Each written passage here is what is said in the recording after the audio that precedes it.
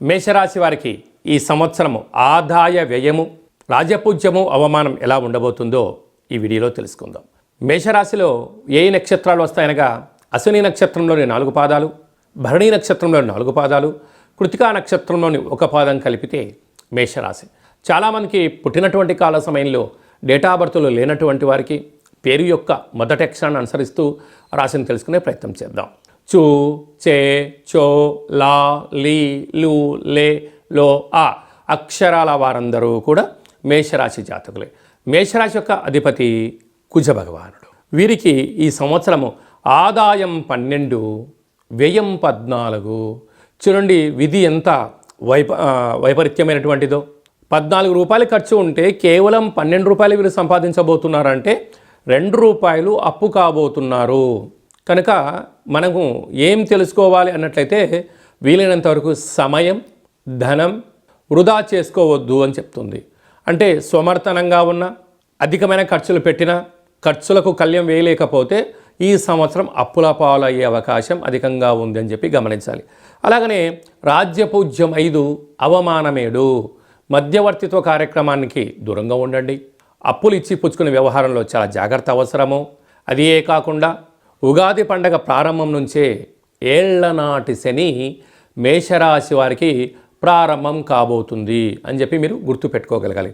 కనుక ఆయుకారకుడు, ప్రాణదాత, కర్మప్రదాత శని భగవానుడు రాగానే మేషరాశి వారు ఎలాంటి స్థితిని అవలంబించాలి అన్నట్లయితే వీలైనంతవరకు మౌనం, ధ్యానం, ఏకాగ్రత, సత్ప్రవర్తన, శుచి, శుభ్రత, వీలైనంత వరకు అధర్మం వైపు ప్రయాణం చేయకపోవడం.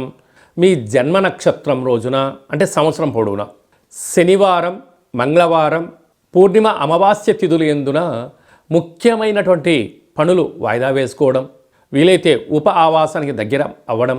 అలాగనే ప్రతి శనివారం పూట ఓం క్రాం క్రీం క్రోం సహ శనయే నమః అనేటువంటి నామాన్ని నక్షత్రాలు 27 కనుక 27 సార్లు రాయడం.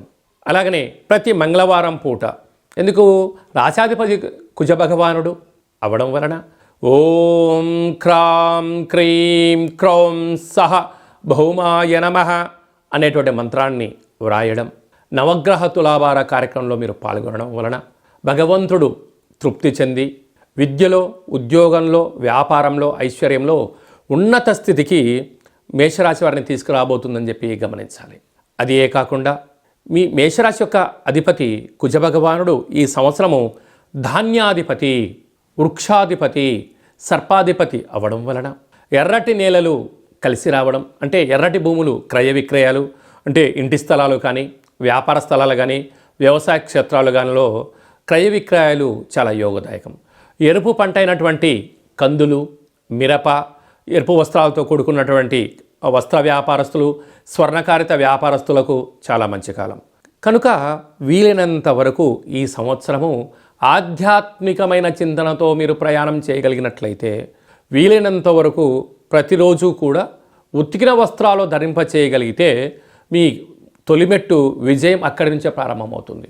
ఎందుకనగా శని సంచార స్థితిలో ఉన్నప్పుడు శని కుజులకు మిత్రభేదం కన్నా శత్రు పరిస్థితి ఉంటుంది. కనుక మీరు మొట్టమొదటిగా సక్సెస్ అవ్వాలి, ప్రతి దాంట్లో విజయం సాధించాలి, గృహాల్లో గొడవలు, పంచాయతీలు లేకుండా ఉండగలగాలి అంటే వీలైనంత వరకు శుచి, శుభ్రత, ఉత్తికిన వస్త్రాలు ధరింప చేయడము మేషరాశి వారికి మొదటి లక్షణము అని చెప్పి గమనించగలగాలి. ఈ వీడియో మీరు చూస్తున్నారు అన్నట్లయితే మీరు శని భగవానునికి సేవ చేసే సమయం ఆసన్నమైందని చెప్పి మీరు గుర్తుపెట్టుకోగలగాలి.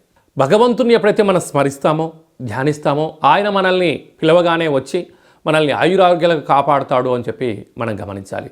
కనుక ఈ వీడియో మీరు చూడడమే శని భగవాని యొక్క ఆశీస్సుల కోసం అని చెప్పి గమనించాను. కనుక భగవంతుడు కూడా సిద్ధంగా ఉన్నాడు. నన్ను ఎవరైతే స్మరిస్తారో, నా ధ్యానం ఎవరైతే చేస్తారో, నాకు పూజ ఎవరైతే చేస్తారో వారిని కాపాడాల్సిన బాధ్యత నాదే అని చెప్పి శని భగవాను అనుకుంటూ ఉంటారు. అయితే కర్మప్రదాత, న్యాయ నిర్ణేత, ఆయుకర్త, సంపూర్ణమైనటువంటి సత్ప్రవర్తన శిక్షణకారకుడు కనుక శని భగవానునికి సేవ చేసే సమయం, శని భగవానునికి అక్షరాలు రాసి తులాభారం చేసే సమయం ఆసన్నమైందని చెప్పి మేషరాశి వారు గుర్తుపెట్టుకోగలగాలి.